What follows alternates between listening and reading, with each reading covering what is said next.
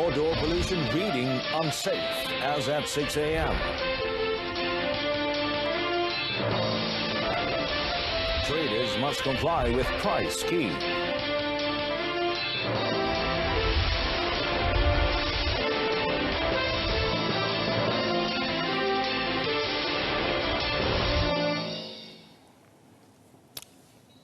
Hello and good afternoon. I'm Carlos and welcome to News on 2. Now, the water treatment plants in Sungai Semenyih and Bukit Tampoy have been kept closed today and will remain so until the odor pollution and its reading goes down to 0 ton, the threshold odor number. Now, based on the monitoring of the Water Pengurusan Air Selangor Sendirian Berhad, Air Selangor said the pollution reading had reached 2 tons as at 6 a.m. today. This was despite ongoing efforts by several relevant parties involved to solve the problem as soon as the pollution was detected at Sungai Semenyih last Saturday. Air Selangor in a statement said based on the monitoring until 6 a.m. today, the pollution reading remained at 1 ton and sometimes went up to 2 tons. Therefore, the water treatment plants at Sungai Semenyih and Bukit Tampoy will remain closed until the reading stays at 0 ton. This is not the first time the water pollution incident occurred in the state this year, disrupting water supply to the users. In July, about 1 million users in 1,133 areas in the Klang Valley were hit by water supply disruptions because of pollution at the raw water source at Sungai Selangor. Subsequently, 2 months later, a 13-hour shutdown of the water supply took place following odor pollution also at Sungai Semenyih. An additional 6 public water taps have been installed today in areas affected by water cuts owing to the suspension of operations at the Sungai Semenyih and Bukit Tampoy water treatment plants. Now, in a statement issued, Pengurusan Air Selangor Sendirian Berhad, Air Selangor said this will bring the total number of public water taps installed to 14. Until 3 p.m. yesterday, Air Selangor had mobilized 70 water tankers and 14 jumbo water tankers and had also activated 11 service centers which are operating on a 24-hour basis. A total of 2,268 5-liter water bottles have also been distributed to consumers, particularly those in multi-story residences.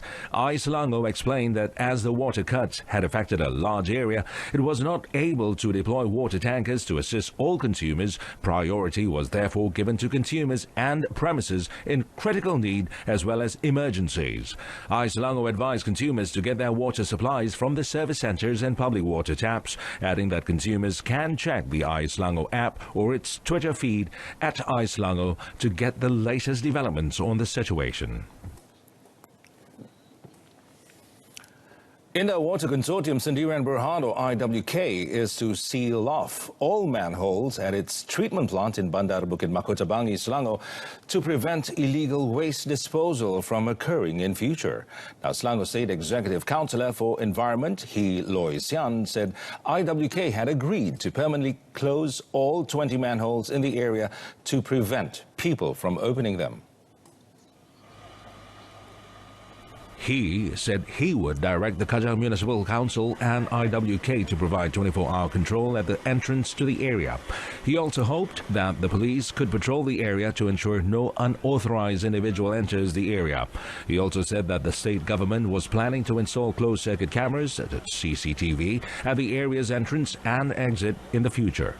Kita telah pun mengambil beberapa langkah untuk mengelakkan insiden berlaku lagi, di mana IWK akan siukan semua 20 number biji manhole ni. So di sana terdapat 20 lebih manhole. So IWK bersetuju untuk siukan, permanent siukan. So tak boleh orang boleh buka manhole itu. So yang kedua, kita dah mengarahkan MPKJ dan juga IWK supaya mengadakan kawalan 24 jam. According to he, the Bandar Putra Mahkota sewage treatment plant was a neglected area but had a complete sewerage system and infrastructure in place. On Saturday, the Sungai Semenyih water treatment plant LRA was forced to cease operations due to odor pollution in Sungai Semenyih. Investigation showed this was caused by irresponsible people who dispose of their illegal waste containing solvents with a stench at the inlets around the IWK plant. The closure affected more than 1 1.5 million consumers in parts of Hulu Langat, Sepang, Putrajaya, Petaling Jaya, and Kuala Langat. Well, the funicular train service on Penang Hill resumed completely at 4:45 p.m. yesterday after a suspension at 8 p.m. on Saturday, which left about 900 visitors stranded on the hill. Now, announcing this in a statement, Penang Hill Corporation, or PHC, said ticket counters were opened to the public at 4:30 p.m. Extending its apologies for the inconvenience caused, PHC expressed the hope that visitors would continue to make their way to the tourist attraction. Operations to assist all 900 stranded visitors to descend the hill began at 8:30 p.m. on Saturday and ended at 1:03 a.m. yesterday. The incident caught the attention of Yang di-Pertuan Agong Al-Sultan Abdullah Riayatuddin Al-Mustafa Billah Shah, who expressed his concern as well as his hope that the problem pertaining to the hydraulic brakes of the train could be resolved with urgent measures taken to ensure the incident does not recur.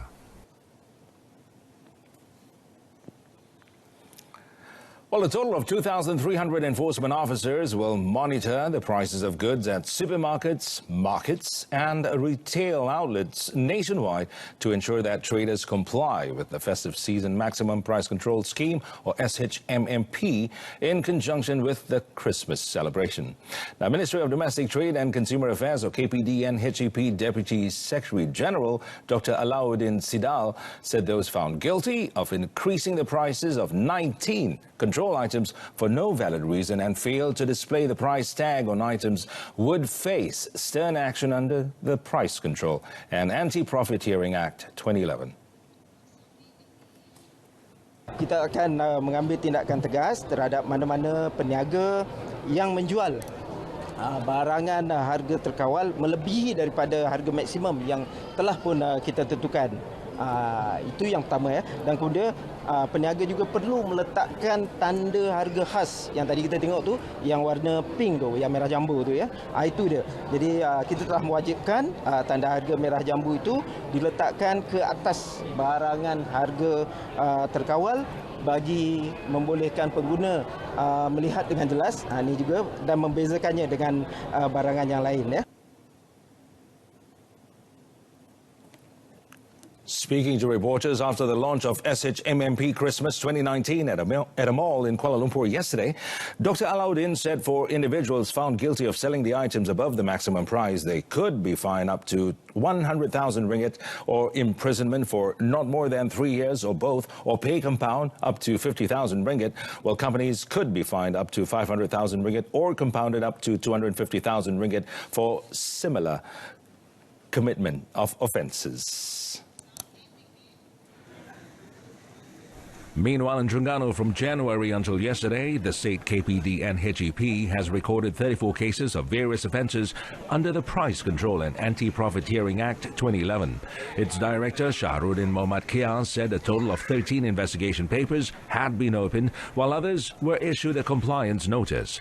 While speaking to reporters after launching the state-level SHMMP campaign in Kuala Terengganu, Shahruddin said the number of offences was detected based on 43,304 inspections carried out at 8,786 premises involving 4 districts, namely Kuala Terengganu, Kemaman, Dungun and Besut. Untuk sepanjang tahun 2019, 34 notis telah kita keluarkan. 24 di Kuala Terengganu, 4 di Kemaman, 3 di Dungun dan juga 3 di Besut. Dan sudah pematuhan 20 pematuhan daripada 34 tadi. Dan tindakan kes yang kita dah ambil sebanyak 13 kes. Ini seperti mana yang saya maklumkan tadi. Kita ambil tindakan mana-mana yang ada pihak yang melanggar peraturan-peraturan yang telah ditetapkan. He added that among the offences committed by errant traders include selling control items above the ceiling price and failing to display the pink price tag on goods sold. Well, security forces in Sabah believe that those who have shot at a Customs Department vessel in an evening attack in Pulau Mata King are smugglers. Now, Eastern Sabah Security Command, or ESCOM Commander Dato' Hazani Ghazali, said from their investigation and the information gathered, the attackers were most likely smugglers. Meanwhile, Zamboanga District Police Chief Superintendent Sabaruddin Rahmat said the police were working closely with their Philippines counterparts to track down the suspects. He also said that their information also led them to believe that the attackers were smugglers.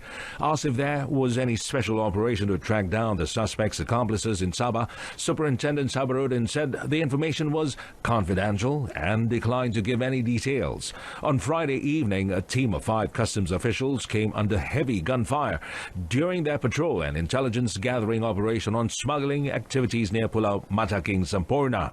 It is learned that at least 50 shots were fired at them, although none of the officials was injured. The officials had returned fire to protect themselves, prompting 7 suspects in a speedboat to flee into international waters. The Employees Provident Fund, EPF, has apologized to a member and her family over an unpleasant service experience where a cancer-stricken bedridden woman was made to show up at its Johor Bahru office in order to withdraw her contribution to the retirement fund.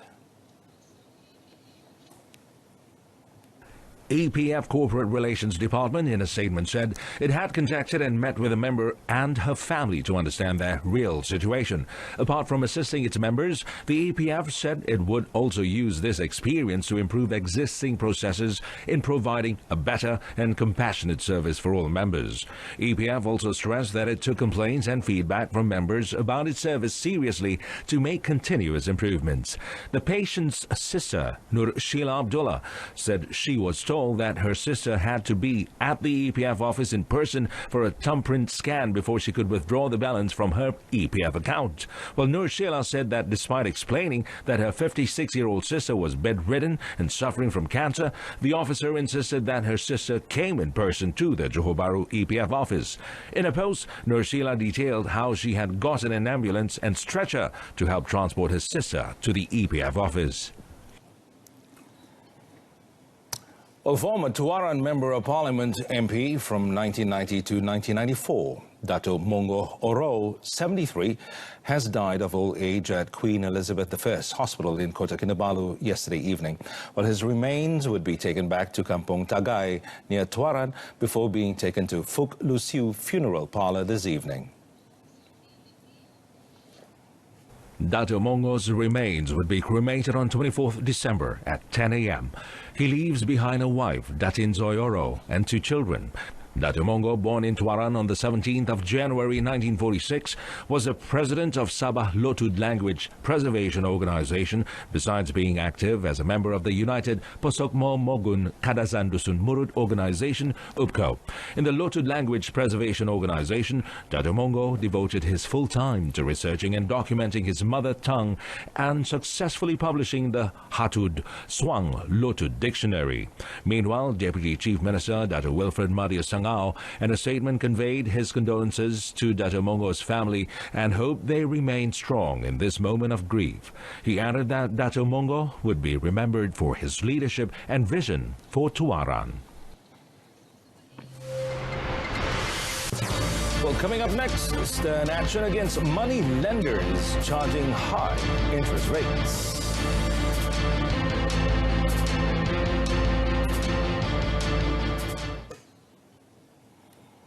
Well, stern action will be taken against licensed moneylenders or PPWs or credit community companies registered with the Ministry of Housing and Local Government who are found to be charging high interest rates. Now, Minister Zuraida Kamarudin said investigations will be carried out if complaints were lodged with the ministry over the matter. Baru ke belakang ni mungkin ada. Setakat ni bila saya di Parlimen belum ada kes yang begitu.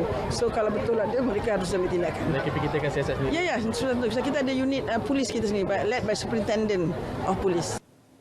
There are 4,115 licensed moneylenders registered with the ministry, and the community can obtain loans of any amount with any interest rate of 12% with collateral or 18% without collateral. On another matter, Zuraida said all credit community companies were required to use new signage by next year. Zuraida said most of the companies had yet to change the signage on the grounds that they would only do so after renewing their respective licenses. She was commenting on recent news reports that of more than 4,000 credit community companies registered with the ministry. Only 11 of them had changed the signage as directed. In April, all 4,115 registered companies were given 3 months to change the new signage, complete with logo and a QR code, among others, aimed at differentiating them from unregistered companies to avoid misleading consumers. The National Sports Council, NSC, will fix a price tag on trainees of the Mokhtar Dahari Academy, or AMD, if they are wooed by football clubs keen to secure their services in the future. So NSC Director General Dr. Ahmad Shapawi Ismail nevertheless stressed that the price tags were not the sale prices of the players, but were incentives in the form of compensation to AMD, which educated and developed the new local football talents. Dato' Ahmad Shapawi said the International Football Federation, FIFA, also had a scheme in connection with players who were molded from talent development programs, and the price tag would probably be implemented next year. Well, he said prior to this, the clubs mostly deal with the parents and families to get players, but after this, it must be through AMD. Dato' Ahmad Shapawi said NSC, which managed the development project, believed that the new mechanism could help the aspiration of AMD to turn out capable players to represent the country and clubs in future. Following the ruling, AMD players could no longer be obtained for free by any club keen to seek their services. The Perak International Skydiving Championship, PISC 2019, which was held for the first time for 9 days, beginning 14 December, would be included as one of the programs in conjunction with the Royal Malaysia Police PDRM Day celebration next year. So Inspector General of Police Tan Sri Abdul Hamid Bador said the decision was made after the Extreme Sports Championship had received encouraging response from local and international professional teams. Tahun hadapan, saya telah pun membuat keputusan bahawa kejohanan payung terjun Perak ni 2020 ya akan dimasukkan dalam program sempena Hari Polis. Bahawa Pancaragam Polis Diraja Malaysia, saya akan membawa unit berkuda Polis Diraja Malaysia, dan saya akan membawa unit K9 Polis Diraja Malaysia. The competition, which saw the participation of skydivers from Indonesia, South Korea and Australia, was organized by the PDRM Special Force Commando 69 in collaboration with the Perak State Government PDRM Air Wing Unit and Perak Police Contingent Headquarters. In his closing speech at the championship in Ipoh yesterday, Tan Sri Abdul Hamid said nearly 100 skydivers took part in the championship, most of whom were members of the uniformed body, either serving or retired from the civil service. The first edition of PISC was held in conjunction with the Golden Jubilee 50th anniversary celebration of Commando 69 on 23rd October, which saw the Indonesian team dominating victory in the events contested. Well, on to road racing and local team. Team Sapura Cycling, or TSC, emerged as overall champions in the Tour de Selangor Cycling Championship, which ended yesterday in a time of 46 hours, 47 minutes and 46 seconds. Now, the second place went to Vietnam-based team Bike Life Dong Nai with a recording of 46 hours, 56 minutes and 18 seconds, while the third overall slot went to another local team, Terengganu INC TSG Cycling Team, in a time of 47 hours, 4 minutes and 9 seconds. The final stage of the competition from Klang to Shah Alam was won by siblings from Terengganu, INC TSG Cycling Team, Muhammad Harif Saleh and Muhammad Zamri Saleh, while the third place belonged to PGN Road Cycling Team racer Shafrifat Nandamulya. TSC cyclist Marcus Cully emerged as the winner of the yellow jersey when he was crowned the best racer in an overall time of 15 hours, 24 minutes, 13 seconds, and emerged as Sprint King and Hill King at the championship, which was into its second edition. Another TSC racer, Muhammad Nur Aiman Muhammad Zarif, won the white jersey after being picked as Best Young Racer. The prizes were given away by Selangor Menteri Besar Dato' Sri Amiruddin Shari. Well, Malaysia has an abundance of new talent in squash who could be groomed into becoming professional players in the future. And according to former squash queen, Dato' Nicole Ann David, well, she said the 8-time world champion, many local junior players had shown progress and some had the potentials to become backup players in squash. As there are many talented junior players who have the potential to become backups in squash, Nicole hopes they will train hard in expanding the potentials that they have. On her plans for next year, Nicole said she would focus on empowering women and youth in squash through the Nicole David Foundation. Not an academy, but more I'm focusing on the foundation, because the academy is one place, but I want to be at different places to then share my experience. She said this after attending the Tribute to Dato' Nicole David Meet and Greet program held in Georgetown, Pulau Pinang. When asked whether she had received an offer to be the national coach, Nicole said she did not coach full-time but would accept invitation to coach on a squash camp basis. Also present were Chief Minister Chow Kon Yeow and State Women and Family Development, Gender Inclusiveness and Religions Other Than Islam Committee Chairman Chong Eng. And we're like 2 days away from Christmas. Now that concludes this afternoon's news on 2. In our top story, odor pollution, reading unsafe as at 6 a.m. Do join us again this evening. And I'm Amin Carlos. Thanks so much for watching.